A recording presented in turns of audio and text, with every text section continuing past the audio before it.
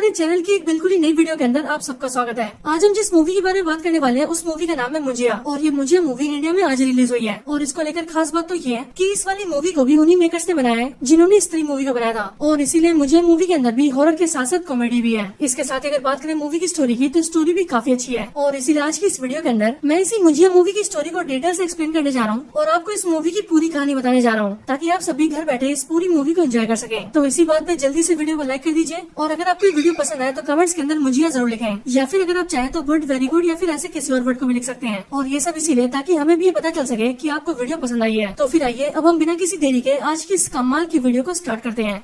महाराष्ट्र के अंदर है, और यहाँ पर जब कहानी शुरू होती है तब साल होता है 1952। महाराष्ट्र के कोलकान के गाँव के अंदर हम ये देखते हैं कि वहाँ पर एक छोटा सा बच्चा होता है जिसका नाम गोटिया होता है, और उसकी उम्र 10 से 12 साल होती है। और गोटिया इस गाँव में अपनी माँ और अपनी छोटी बहन के साथ रहता था, और गोटिया की बहन उससे 1-2 साल छोटी होती है। यहीं पर गोटिया जिस घर में रहता था उसके बगल वाले घर में कुछ और लोग रहते थे, और यहीं पर एक लड़की रहती थी जिसका नाम था मुन्नी, और गोटिया मुन्नी से प्यार करता था। लेकिन फर्क ये था कि जहाँ गोटिया की उम्र 10 से 12 साल थी वहीं पर मुन्नी उससे 7 साल बड़ी थी, और इसीलिए मुन्नी की उम्र 18-19 साल थी। लेकिन गोटिया तभी मुन्नी से प्यार करता था, और वो ये चाहता था कि उसकी शादी मुन्नी से हो जाए। लेकिन मुन्नी के घर वाले उसकी शादी फिक्स कर देते हैं। लेकिन जिससे मुन्नी की शादी फिक्स होती है वो जिस दिन मुन्नी से शादी करने आता है उसी दिन गोटिया उस दुल्हन के खाने में चूहे मारने का जहर डाल देता है। हालांकि उस खाने से दूल्हा बच तो जाता है, लेकिन इस बारे में बाकी सबको पता चल जाता है। और जैसी गोटिया की माँ इस बात को जानती है वैसी वो गोटिया को पकड़ के अपने घर में लाती है, और गोटिया को मारने के लिए एक बड़ा सा चाबुक निकालती है, और उस चाबुक से गोटिया को बहुत मारती है। और यहाँ पर हम ये भी देखते हैं कि वैसे तो गोटिया किसी से नहीं डरता है, लेकिन उसे अपनी माँ के चाबुक से बहुत डर लगता है। हालांकि उसी दिन मुन्नी की शादी हो जाती है, और वहीं पर जो गोटिया की माँ होती है वो उसी दिन गोटिया का मुंडन भी करवा देती है। और वैसे तो जैसी मुन्नी की शादी होती है वैसी वो अपने दूल्हे के साथ चली जाती है, लेकिन हम ये देखते हैं कि गोटिया अभी मुन्नी को याद करता है, और वो अभी भी ये सोचता है कि वो किसी तरह से मुन्नी से शादी कर ले। अब इसके लिए गोटिया ये फैसला करता है कि वो मुन्नी को हासिल करने के लिए काला जादू करेगा, और काला जादू करके वो मुन्नी पर वशीकरण करेगा, जिसके पास मुन्नी उसके पास आ जाएगी, और फिर वो और मुन्नी दोनों शादी कर लेंगे। और वैसे भी यहाँ तक गोटिया के बारे में जानने के बाद ही आप सभी समझ ही होंगे कि गोटिया कोई आम बच्चा नहीं था, बल्कि वो बेसिकली एक साइको बच्चा था जिसके मन में मुन्नी को पाने का ऑब्सेशन था। अब इधर गोटिया जैसी काला जादू करने का फैसला करता है वैसी वो अपनी छोटी बहन को अपने साथ लेता है और गाँव के पास के एक जंगल में चला जाता है। हमें पता लगता है कि गाँव के पास जो ये जंगल है इस जंगल का नाम चिंटुकवाड़ी है, और क्योंकि ये गाँव से दूर है इसीलिए आमतौर पर यहाँ जल्दी कोई नहीं आता है। गोटिया यहाँ पर अपनी छोटी बहन को रात के समय पर लाता है, और यहाँ पर आकर एक बड़े से बरगद के पेड़ के नीचे बैठ जाता है, और वहाँ बैठकर काला जादू करने लगता है। और फिर इसके बाद ही हम ये देखते हैं कि गोटिया अपनी छोटी बहन पर हमला कर देता है, और एक चाकू से उसे मारने की कोशिश करता है। लेकिन गोटिया की छोटी बहन उसे रोकती है और उससे पूछती है कि आखिर वो ऐसा क्यों कर रहा है, और वो अपनी छोटी बहन को क्यों मारना चाहता है। जिस पर गोटिया उसे बताता है कि उसे अपने काला जादू के अंदर एक लड़की की बलि देनी पड़ेगी, और इसीलिए यहाँ पर वो उसे मारकर उसकी बलि देगा। और फिर गोटिया के हिसाब से जैसे उसका काला जादू पूरा होगा वैसी मुन्नी उसके पास आकर उससे शादी कर लेगी। लेकिन यहाँ पर हम ये देखते हैं कि जब गोटिया अपनी छोटी बहन पर हमला करके उसे मारने की कोशिश करता है तभी उसकी छोटी बहन अपना बचाव करती है और वो गोटिया को धक्का मारती है। जिसके बाद जैसी गोटिया को धक्का लगता है वैसे उसका सर सीधा बरगद के पेड़ पर टकराता है, और सर टकराने की वजह से गोटिया का सर फट जाता है और उसके सर से बहुत सारा खून निकलने लगता है। और देखते ही देखते कुछ ही पलों के अंदर गोटिया की मौत हो जाती है। लेकिन ये सब देखकर गोटिया की जो छोटी बहन होती है वो जल्दी से भागकर गाँव जाती है और अपनी मदर के साथ साथ सारे गाँव वालों को वहाँ पर ले आती है। वहाँ पर आने के बाद ही सारे लोग गोटिया की हालत देखते हैं, लेकिन तभी गाँव के जो मुख्य पंडित होते हैं वो कहते हैं कि ये बहुत बड़ा अनर्थ हो गया है, क्योंकि असल में गोटिया एक ब्राह्मण परिवार का लड़का है, और अभी कुछ ही दिन पहले उसका मुंडन भी हुआ है। लेकिन गोटिया का मुंडन हुए 10 दिन भी पूरे नहीं हुए हैं, और यहाँ पर गोटिया की अकाल मृत्यु हो गई है। और इसीलिए गाँव के सारे मुख्य पंडित बताते हैं कि अब गोटिया मरने के बाद ब्रह्म राक्षस बनने वाला है, और हो सकता है कि ब्रह्म राक्षस बनने के बाद वो गाँव वालों का बुरा करे, और इसलिए सबको गोटिया को यहीं पर रोकना होगा। इसके लिए गाँव वाले गोटिया को उसी पेड़ के नीचे दफना देते हैं जिस बरगद के पेड़ के नीचे गोटिया की मौत हुई थी। और फिर उसे दफनाने के बाद ही वो जो सारे मुख्य पंडित होते हैं वो मंत्रों का इस्तेमाल करके उस पूरे पेड़ को बांध देते हैं ताकि गोटिया उस पेड़ से कहीं भी दूर न जा सके, और उसकी आत्मा जो कि ब्रह्म राक्षस बन चुकी है वो हमेशा के लिए वहाँ पर कैद होकर रह जाए। हालांकि यहीं पर हम ये भी जानते हैं कि गोटिया जिस हालत में मरा है उस हालत में मरने वाले को मुंजिया कहते हैं, जिसका मतलब अब गोटिया मुंजिया बन चुका है। अब इसके बाद ही कई साल बीत जाते हैं, और बहुत सालों के बाद हम सीधा पुणे शहर को देखते हैं, जो पुणे शहर भी महाराष्ट्र के अंदर ही है, लेकिन ये कोनकान और उसके गाँव से काफी दूर है। यहाँ पुणे के अंदर हम मूवी के मेन कैरेक्टर को देखते हैं जिसका नाम है बिट्टू, और बिट्टू इस पुणे शहर के अंदर अपनी मदर और ग्रैंड मदर के साथ रहता है, यानी कि माँ और दादी के साथ। इसके साथ ही हम ये भी जानते हैं कि बिट्टू के फादर की कई साल पहले मौत हो चुकी है, और उसकी जो मदर है वो एक ब्यूटी पार्लर चलाती है, और उससे वो लोग काफी अच्छा पैसा कमाते हैं, एंड उनकी फैमिली काफी अच्छे से चल रही है। और अपनी फैमिली के अंदर बिट्टू,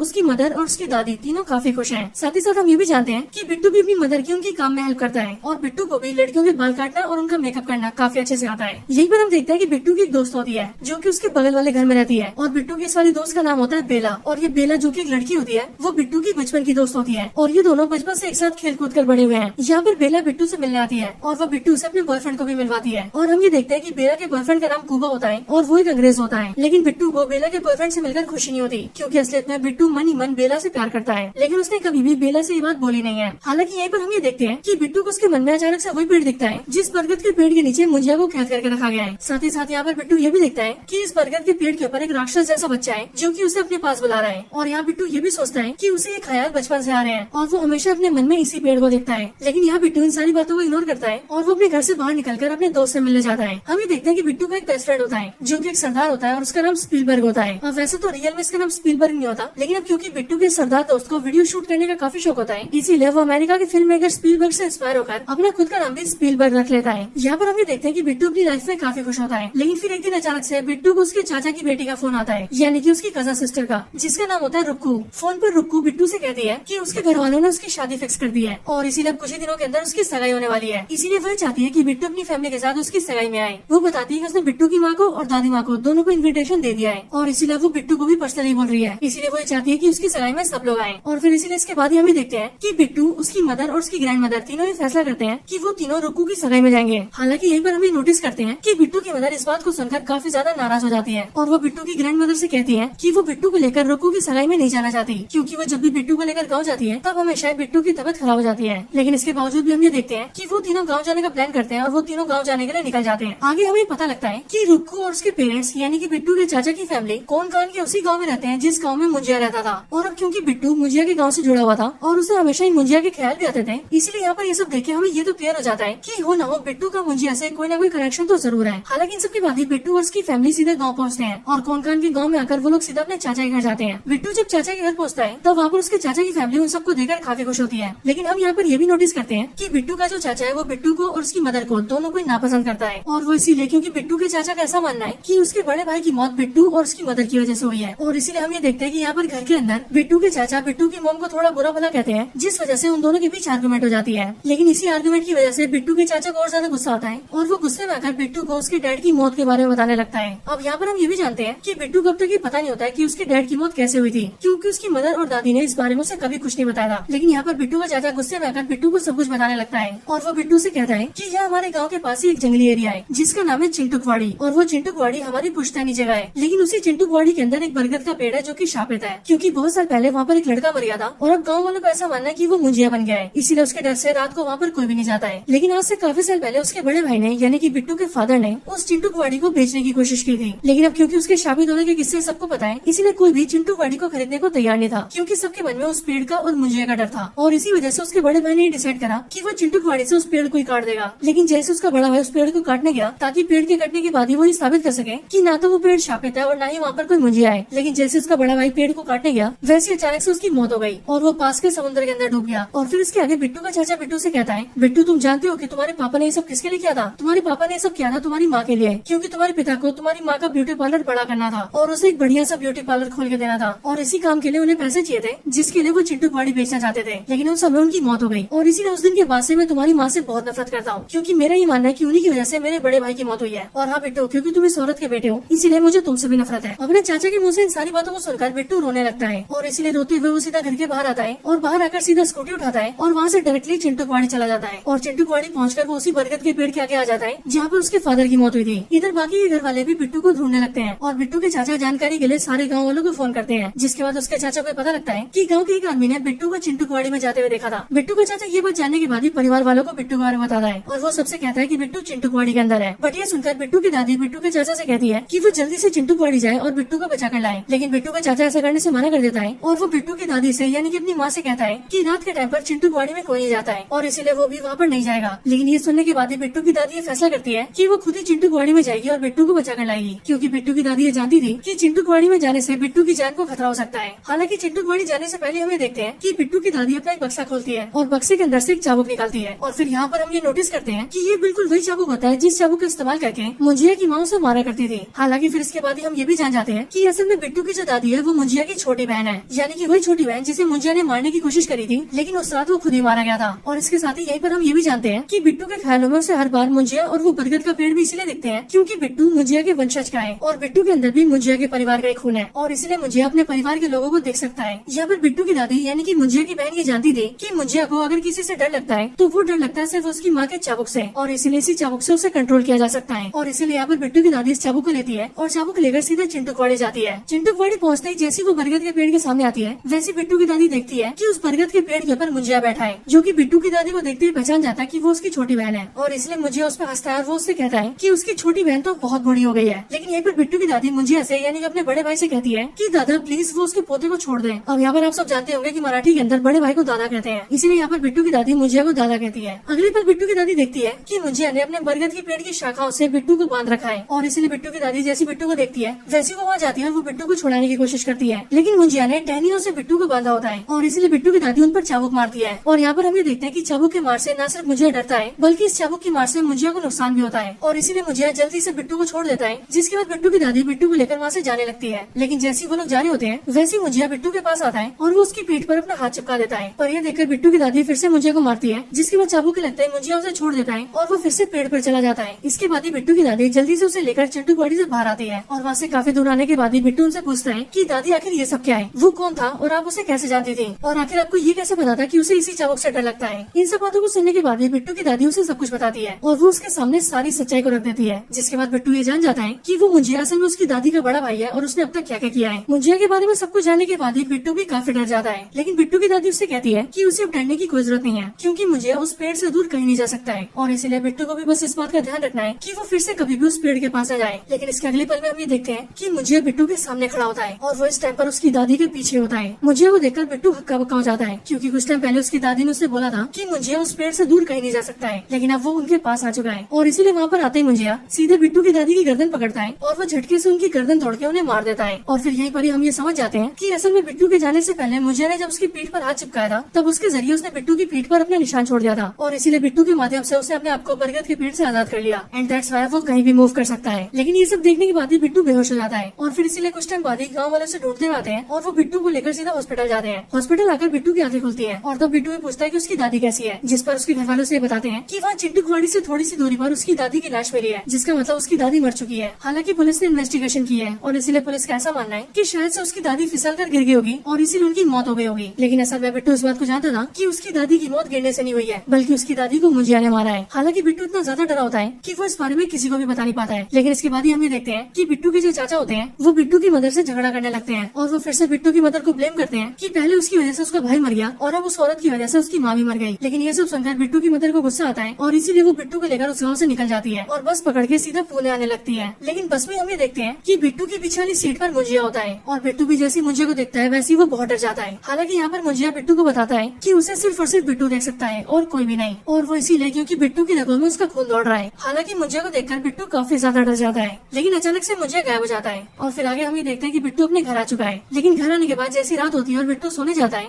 वैसे मुंजिया उसके रूम में आ जाता है और वो बिट्टू से कहने लगता है कि मुन्नी को ढूंढो, मुन्नी को ढूंढो। लेकिन बिट्टू को उसकी बातें समझ नहीं आती और वो सिंपली उससे डरने लगता है। और अब क्योंकि बिट्टू मुंजिया के लिए उसकी बातें नहीं मान रहा था इसलिए मुंजिया उसे पीटने लगता है। वो कभी बिट्टू को बिस्तर से गिरा देता है, कभी उसे उठाकर दीवार पे फेंक देता है और कभी तो उसके ऊपर अलमारी गिरा देता है। लेकिन इन सबके बाद ही बिट्टू ये समझ जाता है कि मुंजिया उससे किसी मुन्नी को ढूंढने के लिए कह रहा है। लेकिन बिट्टू ऐसा करने से मना कर देता है और वो सिंपली मुंजिया से कहता है कि उसने उसकी दादी को मार दिया है और इसीलिए वो उसकी कोई बात नहीं मानेगा। लेकिन बिट्टू जैसे ऐसा बोलता है वैसे मुंजिया जल्दी से बिट्टू की मदर के पास जाता है और बिट्टू की मदर इस टाइम पर घर के बाहर खड़ी होकर बातें कर रही होती है। लेकिन तभी जहाँ पर बिट्टू की मदर खड़ी होती है उसके पास एक स्ट्रीट लैंप होता है और मुंजिया उसी लैंप पर चढ़ जाता है और उसे तोड़कर बिट्टू की मदर के ऊपर गिरा देता है। लेकिन लकीली वो लैंप बगल में गिरता है और इसलिए बिट्टू की मदर को कुछ भी नहीं होता है। लेकिन ये देखकर अब बिट्टू बहुत ज्यादा डर जाता है और इसीलिए वो मुंजिया से कहता है कि वो जैसा बोलेगा वो वैसा ही करेगा। लेकिन मुंजिया उससे कहता है कि वो उसके पास रात को आया करेगा और इसीलिए उसे मुन्नी को रात को ढूंढना पड़ेगा। एंड इसके बाद हम ये देखते हैं कि बिट्टू को न चाहते हुए भी रोज रात को अपनी नींद खराब करनी पड़ती है और घर के बाहर घूम घूम कर मुन्नी को ढूंढना पड़ता है। और इस पूरे टाइम के दौरान मुंजिया उसके कंधे पर बैठा रहता है और जहाँ भी बिट्टू थोड़ा सा रुकता है और आराम करता है वहीं पर मुंजिया कभी उसे परेशान करने के लिए मारने लगता है और कभी कभी वो उसके सामने दूसरों को मारने लगता है। इसलिए बिट्टू को परेशान होकर भी मुंजिया की बातें माननी पड़ती है। बिट्टू इन सबसे परेशान हो जाता है और इसीलिए कुछ दिन बाद ही वो अपने सरदार दोस्त को सब कुछ बता देता है, यानी कि स्पीलबर्ग को। और वैसे तो स्पीलबर्ग को मुंजिया दिखाई नहीं देता लेकिन वो मुंजिया की बातें सुन पाता है, इसलिए उसे भी बिलीव हो जाता है कि बिट्टू को सच में मुंजिया परेशान कर रहा है। बिट्टू स्पीलबर्ग से कहता है कि उन्हें किसी मुन्नी को ढूंढना है क्योंकि इस मुंजिया को मुन्नी को ढूंढकर उसे शादी करनी है और उसके बाद ही हमारा पीछा छोड़ेगा। अब इसके बाद ही वो दोनों दिमाग लगाते हैं और स्पीलबर्ग बिट्टू से कहता है कि मुंजिया उसके गाँव का था इसलिए हो सकता है कि मुन्नी भी उसके गाँव की हो। और फिर ये बात सुनते बिट्टू सीधा रुक्कू को फोन करता है, यानी अपनी कजन सिस्टर को, और उससे ये जानने की कोशिश करता है कि यहाँ से सालों पहले मुन्नी नाम की गाँव में कौन सी लड़की थी। रुक्कू उसे पता करके बताती है कि असल में उनके घर के बगल में घर है जिस घर में सालों पहले एक मुन्नी नाम की लड़की रहती थी, लेकिन शादी होने के बाद ही मुन्नी यहाँ से चली गई थी। लेकिन रुक्कू बिट्टू को उसकी फोटो भेजती है। लेकिन बिट्टू और स्पीलबर्ग जैसी मुन्नी की बचपन की फोटो देखते हैं वैसे वो दोनों नोटिस करते हैं कि मुन्नी अपने बचपन की फोटो में बिल्कुल वैसी ही लग रही थी जैसी बिट्टू की दोस्त बेला अपने बचपन में लगती थी। और इसीलिए यहीं से बिट्टू और स्पीलबर्ग को ही शक होता है कि शायद से हो सकता है कि मुन्नी और बेला का कोई ना कोई कनेक्शन हो। और फिर इसके लिए जैसे वो लोग तहकीकात करते हैं वैसे उन्हें पता लगता है कि असल में मुन्नी और कोई नहीं बल्कि बेला की दादी है। और सालों पहले जब गाँव में मुन्नी की शादी हुई थी तब शादी के बाद ही वो पुणे आकर यहाँ पर बस गई थी, जिसका मतलब बेला और उसकी दादी मुन्नी बिट्टू के बगल में ही रहती है। ये जानने के बाद ही बिट्टू मुंजिया को बताता है कि उसकी मुन्नी उसके बगल में रहती है और फिर ये बोलकर वो मुंजिया को उसके पास ले जाता है। लेकिन जैसे मुंजिया देखता है कि उसकी मुन्नी बूढ़ी हो चुकी है वैसे वो उसे शादी करने से मना कर देता है। लेकिन तभी वो बेला को देख लेता है और क्योंकि बेला भी काफी हद तक उसके दादी जैसी दिखते थे इसीलिए मुंजिया को यहाँ पर बेला से प्यार हो जाता है और अब वो बिट्टू से कहता है कि वो बेला से शादी करेगा। लेकिन ये सुनकर बिट्टू मना कर देता है और वो मुंजिया से कहता है कि वो ऐसा कभी नहीं होने देगा और बेशक से मुंजिया उसकी जान ले लेकिन वो इस काम में उसकी कोई हेल्प नहीं करेगा। और ये सुनते ही मुंजिया बिट्टू से कहता है कि अगर उसने उसकी मदद नहीं करी तो वो बिट्टू के सामने उसके चाहने वालों को मार देगा। वो बिट्टू की मदर को मार देगा, उसके सरदार दोस्त को मार देगा, बेला को मार देगा और बाकियों को भी मार देगा। और इसीलिए मुंजिया की बातें सुनकर बिट्टू डर जाता है और वो उस टाइम पर मुंजिया की बात मानने के लिए राजी हो जाता है। लेकिन अगले दिन जब सुबह होती है तब दिन का टाइम आते ही मुंजिया गायब हो जाता है। और वैसे यहाँ पर हमें ये चीज भी पता लगती है कि मुंजिया सिर्फ रात को ही आता है और रात को ही रहता है, बाकी दिन होते हैं वो गायब हो जाता है। और इसीलिए दिन के टाइम में वो कभी भी बिट्टू के पास नहीं आ सकता। यहाँ पर बिट्टू अब काफी ज्यादा परेशान हो जाता है और इसीलिए वो अपने सरदार दोस्त स्पीलबर्ग से हेल्प मांगता है। इसके बाद स्पीलबर्ग बिट्टू को लेकर सीधा भूत भगाने वाले एक आदमी के पास जाता है और भूत भगाने वाले ये आदमी और कोई नहीं बल्कि साउथ के फेमस एक्टर सत्यराज होते हैं, यानी कि अपने बाहुबली के कटप्पा। यहाँ पर आने के बाद ही बिट्टू और स्पीलबर्ग दोनों कटप्पा से मिलते हैं, जिनका इस मूवी के अंदर नाम होता है एल्विस प्रभाकर। और इसीलिए आसानी के लिए हम यहाँ पर सिर्फ इन्हें एल्विस बोलेंगे। एल्विस से मिलने के बाद ही वो उन्हें सब कुछ बताते हैं और फिर इसके बाद ही बिट्टू एल्विस को अपनी पीठ पर का निशान दिखाता है और बिट्टू की पीठ पर एक हाथ का निशान होता है और ये हाथ का निशान मुंजिया का होता है। यहाँ पर एल्विस जैसे इस हाथ के निशान को देखता है वैसे वो समझ जाता है कि ये निशान मुंजिया का है और इसीलिए वो बिट्टू से कहता है कि तुम्हें जो परेशान कर रहा है वो मुंजिया है। उनके मुंह से इस बात को सुनते बिट्टू हैरान रह जाता है क्योंकि बिट्टू अपने मन में ये सोचता है कि उसने अभी तक उन्हें खुद से मुंजिया के बारे में बताया नहीं था, लेकिन एल्विस ने मुंजिया के हाथ का निशान देखते ही मुंजिया के बारे में पता लगा लिया। इसके बाद एल्विस अपने रूम से एक बड़ा सा स्क्रोल लेकर आता है और उसके अंदर काफी सारे पुराने पेपर्स होते हैं जिनके अंदर पुरानी कथाएं लिखी होती है और उन पर कई सारी चित्रकला बनी होती है। वो सब दिखाकर एल्विस उन्हें बताता है कि पुरानी कथाओं के हिसाब से मुंजिया एक पावरफुल भूत होता है। असल में जब भी किसी ब्राह्मण बच्चे का मुंडन होता है और वो अपने मुंडन होने के 10 दिन के अंदर ही मर जाता है तब वो एक ऐसा ताकतवर ब्रह्म राक्षस बनता है जो कि मुंजिया कहलाता है। और वैसे तो मंत्रों के इस्तेमाल से मुंजिया को कैद किया जा सकता है, लेकिन अगर उस मुंजिया को कोई ऐसा इंसान मिल जाए जो कि उसी के परिवार या वंशज का हो तो मुंजिया उसके जरिए खुद को कैद से निकाल सकता है। और सिर्फ यही नहीं, उसके मन में जो इच्छा बाकी रह गई है वो अपनी उस वाली इच्छा को पूरा करने के लिए भी उस आदमी का इस्तेमाल कर सकता है। और इस टाइम पर तुम्हारा मुंजिया तुम्हारे साथ ऐसे कर रहा है। लेकिन ये सब सुनने के बाद ही बिट्टू एल्विस से पूछता है कि अब आखिरकार मुंजिया क्या करना चाहता है और एक्चुअली में हम लोग उसे रोक कैसे सकते हैं। इस पर एल्विस उसे बताता है कि ये मुंजिया बहुत ज्यादा शक्तिशाली होते हैं और इसीलिए जब तक अपने ब्रह्म राक्षस के रूप में तब तक इन्हें मारा नहीं जा सकता है। लेकिन हाँ, तुम जिस मुंजिया की बात करे उसे शादी करनी है और शादी करने के लिए उसे एक विधि का अपनाना पड़ेगा। इस विधि को करने के लिए वो तुमसे कहेगा कि वो जिस लड़की से शादी करना चाहता है तुम लोग उसे लेकर सीधा उसी पेड़ के पास पहुँच जाओ जिस पेड़ में उसे कैद किया गया था। और वहाँ पर आने के बाद ही वो तुमसे ये भी कहेगा कि तुम उसके लिए किसी बकरी को पकड़ कर लाओ और जब तुम बकरी को भी ले आओगे तब वो तुम्हें बकरी के सर पर एक निशान बनाने के लिए कहेगा जो निशान कुछ ऐसा दिखता है। और हाँ, तुम उसके वंशज के हो इसीलिए वो तुमसे कहेगा कि तुम इस निशान को अपने खून से बनाओ क्योंकि खून से बनाने के बाद ही वो निशान काम करेगा। और तुम जैसे अपने खून से उस बकरी के सर पे निशान बनाओगे वैसे मुझे अपने आप को उस बकरी में डाल लेगा और फिर उसके बाद वो उस लड़की से शादी करेगा। और एक बार जैसे उसने शादी कर ली वैसी वो लड़की भी मारी जाएगी, जिसके बाद मुझे उस लड़की की आत्मा को लेकर चला जाएगा और वो हमेशा हमेशा के लिए उस लड़की की आत्मा को अपने साथ रखेगा। और यही इस मुंजिया का मकसद है। हालांकि इसके आगे एल्विस उन्हें बताता है कि इस दौरान वो लोग मुंजिया को मार सकते हैं, लेकिन हाँ, मुंजिया को तभी मारा जा सकता है जब मुंजिया अपने आप को बकरी के शरीर में डाल देगा। लेकिन उनके पास काफी कम टाइम होगा क्योंकि जैसे मुंजिया बकरी के शरीर में आएगा वैसे वो लड़की से शादी करने लगेगा और अगर उसने शादी कर ली तो सब कुछ खत्म हो जाएगा। इसीलिए जैसे मुंजिया अपने आप को बकरी में डाले उन लोगों को वैसे उस बकरी को मार देना होगा क्योंकि जैसे वो बकरी मारी जाएगी वैसे उसके साथ ही मुंजिया भी खत्म हो जाएगा। हालांकि एल्विस उन सबको प्लान समझाने के बाद ही उसे ये भी कहता है कि इस प्लान को अंजाम देने में वो भी उनका साथ देगा। अब इसके बाद ही बिट्टू ये समझ जाता है कि अब उसे क्या करना है और इसीलिए जैसे इसी रात को मुंजिया उसके पास आता है वैसे वो मुंजिया से कहता है कि वो मुंजिया की शादी बेला से करवाने के लिए राजी है और वो शादी करवाने के लिए बेला को गाँव लेकर जाएगा। इसके बाद ही बिट्टू बेला से मिलता है और वो बेला के सामने बहाना करके उसे अपने गाँव लाने के लिए राजी कर लेता है। जिसके बाद बिट्टू, बेला और उसका दोस्त स्पीलबर्ग तीनों उसके गाँव जाते हैं। बेला को गाँव लाने के बाद बिट्टू उसे नारियल पानी पिलाता है, लेकिन वो उस नारियल पानी में शराब मिला देता है, जिस वजह से जैसी बेला उसे पीती है वैसी बेला नशे में आ जाती है और इसलिए बिट्टू जल्दी से बेला को लेता है और अपने दोस्त स्पीलबर्ग के साथ मिलकर सीधा चिंटूपाड़ी में आता है। हालांकि इन सबके दौरान ही हम ये देखते हैं कि गांव में बिट्टू की जो कजन सिस्टर होती है यानी कि रोको, वो भी मुंजिया को देख लेती है और अब क्योंकि वो भी सेम खानदान से है इसलिए वो भी मुंजिया को देख पाती है। इसलिए बिट्टू रुक्कू को सब कुछ समझाता है और उसे भी अपने प्लान में शामिल कर लेता है। जिसके बाद वो सब लोग मिलकर एक बकरी उठाते हैं और सारी चीजों को लेकर सीधा बरगद के पेड़ के नीचे पहुँचते हैं। और यहाँ पर आने के बाद जैसा एल्विस ने बोला था, मुंजिया बिल्कुल वैसे ही बोलता है और वो बिट्टू से कहता है कि वो बकरी के सर पे अपने खून से इस तरह के निशान को बना दे। और फिर बिट्टू जैसे अपने खून से उसके सर पे ऐसा निशान बनाता है, वैसे मुंजिया बकरी की बॉडी में अपना शरीर डाल लेता है। लेकिन जैसे वो बकरी की बॉडी में आता है और शादी करने आता है, वैसे बिट्टू उस बकरी को पकड़ लेता है और वो उसे काटने लगता है। लेकिन वो उस पर हमला करता है कि उससे पहले हमें देखते हैं कि बेला जो कि नशे की हालत में थी, वो बिट्टू को ऐसा करने से रोक देती है और वो नशे की हालत में उससे कहती है कि ये बकरी मेरा पति है, मेरी शादी हो रही है इससे, तुम इसे मार के रहे हो, इसे मत मारो। और बेला ये सब इसीलिए बोल रही होती है क्योंकि वो नशे में होती है। लेकिन उसके ऐसा करने की वजह से बिट्टू मुंजिया को मार नहीं पाता है। हालांकि इस टाइम पर हमें देखते हैं कि उस बकरी के सर पे जो निशान बना होता है, वो निशान बेला के शरीर में चिपक जाता है, जिस वजह से बेला के शरीर पर भी वैसा निशान बन जाता है। हालांकि तभी बिट्टू को एल्विस की कई भी बातें याद आती है और एल्विस ने उससे कहा था कि जब वो बकरी के सर पर अपने खून से निशान बनाएगा, तब उसे इस बात का ध्यान रखना पड़ेगा कि वो निशान बकरी के सर के अलावा और कहीं पर भी ना बने, खास करके किसी इंसान पर तो बिल्कुल नहीं, क्योंकि अगर ऐसा हुआ तो मुंजिया सीधा उसकी बॉडी में घुस जाएगा। और यहाँ पर प्रेजेंट टाइम में हम ऐसे ही देखते हैं, क्योंकि जैसे बकरी का सर बेला की बॉडी पर लगता है और बेला के शरीर पर वो निशान चिपकता है, वैसे ही मुंजिया सीधा बेला के अंदर घुस जाता है। और फिर जैसे वो बेला के अंदर आता है, वैसे वो देखने में बहुत डरावनी हो जाती है और वो बिट्टू से कहती है कि उसने उसे मारने की कोशिश की है, जिसका मतलब उन सबने मुंजिया को धोखा दिया है और इसलिए मुंजिया उन सबको मार देगा। और फिर ये बोलकर मुंजिया, जो कि बेला की बॉडी में होता है, वो सब पर अटैक कर देता है। अब मुंजिया से बचने के लिए बिट्टू, रुक्कू और स्पीलबर्ग तीनों वहाँ से भाग जाते हैं और वो चिंटू की बॉडी से भागकर सीधा रुक्कू के घर में घुस जाते हैं। लेकिन मुंजिया पीछे करते हुए वहाँ पे पहुँच जाता है। अब हालांकि मैं आपको बता दूं कि वैसे तो ये काफी हॉरर सीन होता है, लेकिन जैसा कि स्त्री मूवी के एंड में हमने देखा था कि वहाँ हॉरर के साथ साथ कॉमेडी भी हो रही थी, ठीक बिल्कुल वैसे यहाँ पर भी हॉरर के साथ साथ काफी कॉमेडी हो रही होती है। इसी टाइम पर बिट्टू एल्विस को भी अपने पास बुला लेता है। हालांकि इस टाइम पर हमें देखते हैं कि इन सारी भागा दौड़ी के दौरान ही वो निशान बिट्टू के चाचा के सर पर भी बन जाता है, जिस वजह से मुंजिया बेला की बॉडी से निकलकर सीधा बिट्टू के चाचा की बॉडी में घुस जाता है और अब उसके बाद ही वो सब पर हमला करने लगता है। सबको ठिकाने के बाद ही मुंजिया, जो कि बिट्टू के चाचा की बॉडी में था, वो सीधा बेला को पकड़ता है और उसे लेकर सीधा चिंटू की बॉडी में जाता है। लेकिन ये देखकर बिट्टू उनका पीछा करता है और वो उनके पीछे पीछे जाता है। हालांकि रास्ते में वो उसी जगह पर पहुंच जाता है जिस जगह पर मुंजिया ने उसकी दादी को मारा था। लेकिन वहाँ पर आते बिट्टू ये देखता है कि उसकी दादी के हाथों में जो चाबुक होता है, वो बिल्कुल उसी जगह पर होता है जिस जगह पर उसकी दादी की मौत हुई थी। और जाहिर है चाबुक जैसी छड़ी वही छड़ी होती है जिससे कि मुंजिया को नुकसान पहुंचाया जा सकता है। और इसीलिए बिट्टू उसे उठा लेता है और उसे लेकर सीधा चिंटू की बॉडी में पहुंचता है। चिंटू की बॉडी में पेड़ के पास आते हुए देखता है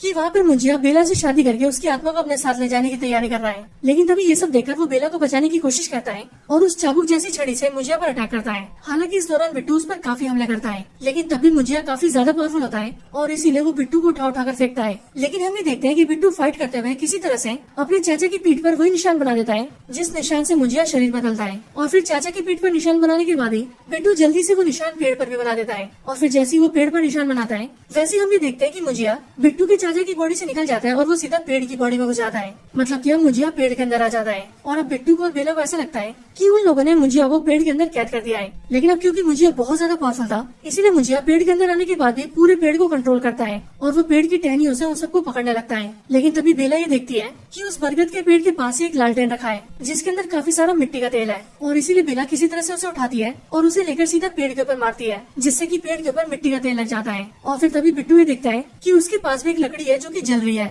और असल में ये वही लकड़ी होती है जिस लकड़ी को उन्होंने पहले रखा होता है, यानी कि उस टाइम पर जिस टाइम पर वो लोग मुंजिया और बेला की शादी करवा रहे थे। और इसीलिए बिट्टू उस जलती लकड़ी को उठा लेता है और उससे सीधा पेड़ में आग लगा देता है। पेड़ में जैसी आग लगती है वैसे हम ये देखते हैं कि पूरा पेड़ जलने लगता है और पेड़ के साथ साथ मुंजिया भी जलने लगता है। और इसीलिए बिट्टू मुंजिया की पकड़ से खुद को छुड़वा लेता है और वो बेला के साथ सीधा पेड़ से काफी दूर आ जाता है, जिसके बाद वो और बेला दोनों चिंटू की बॉडी से निकल जाते हैं और इधर ये पेड़ काफी ज्यादा जल जाता है और हमें दिखाया जाता है कि अब मुंजिया खत्म हो चुका है। इसके बाद सब कुछ ठीक हो जाता है और बिट्टू भी बेला को लेकर पुणे आ जाता है। पुणे आने के बाद ही बेला उसे बताती है कि अब वो अपने काम के सिलसिले में ब्राजील जा रही है और इसीलिए वो कई साल बाद वापस आएगी। लेकिन बेला के जाने से पहले बिट्टू उसे आई लव यू कहता है और वो बेला से कहता है कि वो उससे सालों से प्यार करता है। लेकिन यहाँ पर बेला बिट्टू से कहती है कि वो बिट्टू से प्यार नहीं करती और वो बिट्टू को अपना दोस्त समझती है। पर ये सुनकर बिट्टू से कहता है कि अगर वो उसे अपना दोस्त मानती है तो वो उसका दोस्त बनकर ही रहेगा, क्योंकि वो मुंजिया नहीं है जो उससे जबरदस्ती शादी करेगा। और फिर उसके ये बोलने के बाद ही ये सीन चेंज होता है और हम डायरेक्टली मुंजिया के पेड़ को देखते हैं। यहाँ हम ये देखते हैं कि मुंजिया के पेड़ की कटाई चल रही है और कुछ लोग मिलकर इस पेड़ को काट रहे हैं। लेकिन अगले पल हम ये जानते हैं कि मुंजिया मरा नहीं है और वो अभी भी जिंदा है और हमें यहाँ पर मुंजिया की झलक भी दिखती है। लेकिन इसके बाद ही मूवी एंड हो जाती है। लेकिन हाँ दोस्तों, अगर आप सभी ने स्त्री मूवी देखी है तो वहाँ पर आप सबने नोटिस किया होगा कि उस मूवी के एंड में भी स्त्री जिंदा बच जाती है और इसलिए यहाँ पर भी इस मूवी में दिखाया गया है कि यहाँ पर भी मुझिया जिंदा बच गया है। सो इसीलिए हो सकता है कि आने वाली मूवीज के अंदर इन सबका एक साथ इस्तेमाल किया जाए। अब हालांकि जैसी इस मूवी की स्टोरी एंड होती है वैसी मूवी के एंड सीन में एक पोस्ट क्रेडिट सीन आता है और ये वाला पोस्ट क्रेडिट सीन भेड़िया मूवी से कनेक्टेड होता है, क्योंकि पोस्ट क्रेडिट सीन के अंदर हम वरुण धवन को देखते हैं जो कि अभी कुछ टाइम पहले भेड़िए से इंसान बने होते हैं और इसीलिए यहाँ पर वरुण धवन के पास उसका दोस्त जाना आता है और वो उसे कपड़े देता है, लेकिन इसके बाद ही मूवी खत्म हो जाती है।